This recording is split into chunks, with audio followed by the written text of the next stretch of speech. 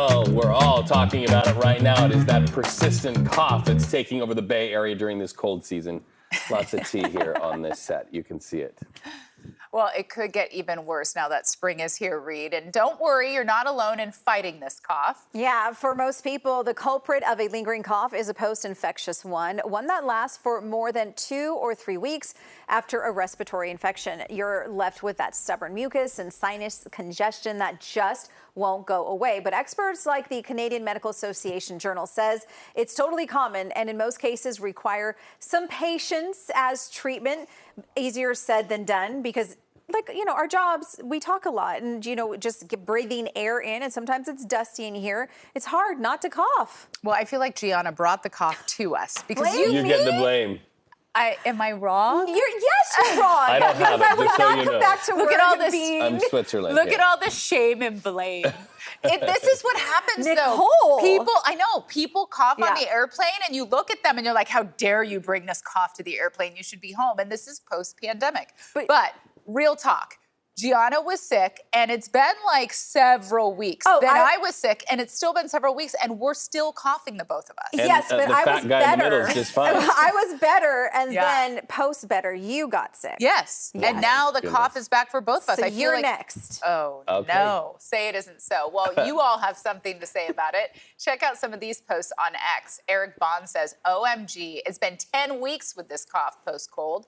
So many people I know have had the same thing, and I guess it's real.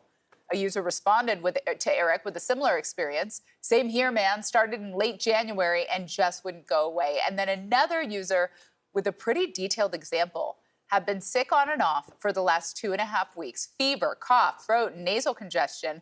Doctor says it's a cold, no signs of pneumonia, COVID negative, flu negative. Did anyone have something like this? And I do wonder how much of this is mental, at least for my cough, because I feel like I start saying the words cough and I want to cough. And I think you've coined the term cough side-eye now, too, as well. But you go down the list just looking at that tweet from that person's like, okay, COVID, nope, check. Flu, nope, check. Pneumonia, nope, check. Yeah. I mean, it's kind of how, the day and age we live in now post-pandemic, where we're sort of even a little bit more hypersensitive, I think, to people coughing in public. Sneezing. And then going through the list of what could it be. Yeah. Do you feel like, so you don't have a cough at all. Do you feel like yours is a dry cough or there's drainage going on? I think mine's just kind of when I wake up in the morning, I'm good. I mean, I don't really cough throughout the day anymore. Okay. It's just that morning ick. Okay, why don't we bring in an expert to help us out? Joining us via Zoom is Dr. Peter Chin Hong, infectious disease expert at UCSF. Welcome, Dr. Chin Hong. We really appreciate the time. Let's first go over how prevalent coughing really is post-illness. It's about more than 50% after an illness. It's kind of under-recognized in general, but since the pandemic, like you put it, side-eye cough, I think people are really more aware of it right now. So it seems that everybody has it, but it's very common to actually have cough 2 to 6 weeks after a upper respiratory infection. But of course, there are lots of other things going on right now, like allergies. And if it lasts more than 8 weeks, I think you probably need to pay more attention to it. Okay, so there's obviously moments where you do get back-to-back colds, too. I mean, that could add to it, and that cough would linger beyond that point.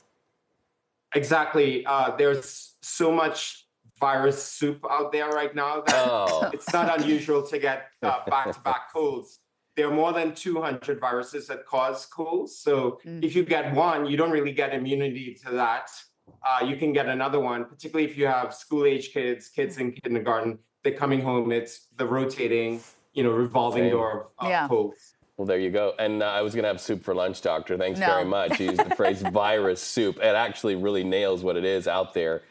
A question I have, we talk about post-COVID a lot, and we use that phrase a lot, but a lot of people have long COVID. Some may not even know that they have long COVID. Could that be the reason these cough situations are hanging on just longer? Maybe people have long COVID symptoms? Yes, but I would caution labeling somebody as long COVID without, seeing someone.